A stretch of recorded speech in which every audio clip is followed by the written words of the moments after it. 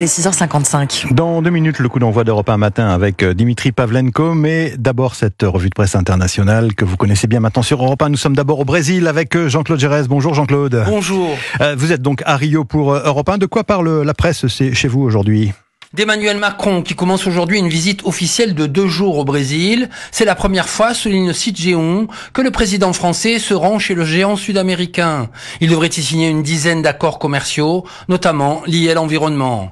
Après une étape à Belém, en Amazonie, puis à Rio de Janeiro, Poder 360 précise qu'Emmanuel Macron sera reçu par le président Lula à Brasilia. Les deux hommes, relève la Folha de São Paulo, ont des positions divergentes sur plusieurs dossiers, comme la guerre entre la Russie et l'Ukraine, ou l'accord entre le Mercosur et l'Union européenne. Mais Lula rappelle le Correio Brasiliense, c'est aussi que la France est un allié de poids pour permettre au Brésil de réaliser son objectif d'intégrer le Conseil de sécurité de l'ONU. Nous sommes maintenant en Espagne avec Nico Salvado. Qu'est-ce qui fait la une de l'autre côté des Pyrénées, Nico ? À la une de la presse espagnole, alerte à Barcelone avec le retour de la fourmi folle noire, qui est une espèce qui vient d'Inde et est appelée ainsi à cause de sa démarche brusque et erratique, à l'opposé des autres fourmis qui se déplacent en ligne droite. Le journal conservateur ABC estime que les fourmis folles ont envahi Barcelone et explique que plusieurs foyers ont été découverts, notamment sur la centrale place Catalunya. Dans un article intitulé « La fourmi folle réapparaît à Barcelone », El Periódico explique qu'on avait cru l'espèce éradiquée depuis 2019, mais qu'elle est bel et bien installée. Enfin, la version espagnole du Huffington Post évoque une infestation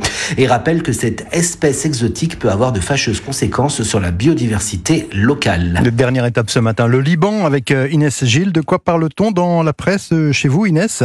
Eh bien, on parle de l'influence de la guerre sur les applis de rencontres. Au Liban, les Israéliens affluent sur Tinder, titre L'Orient le jour. Si la proximité apparaît justifiable au Liban Sud, elle s'avère étonnante dans la capitale libanaise, où une dizaine d'Israéliens ont été repérés à moins d'1 kilomètre des internautes de Beyrouth. De quoi créer l'inquiétude parmi les célibataires libanais, souligne le média 961.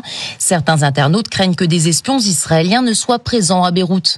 En réalité, depuis le début de la guerre entre le Hezbollah libanais et Israël, les belligérants utilisent des brouilleurs de GPS qui peuvent perturber les signaux de localisation. C'est le média National qui en parle. A priori, ces tactiques de guerre ne créeront pas de lien réel entre les citoyens des deux pays ennemis. Il est interdit pour les Libanais d'entrer en contact avec des Israéliens. Merci Inès Gilles, merci à tous nos correspondants. C'était la revue de presse internationale sur Europe 1.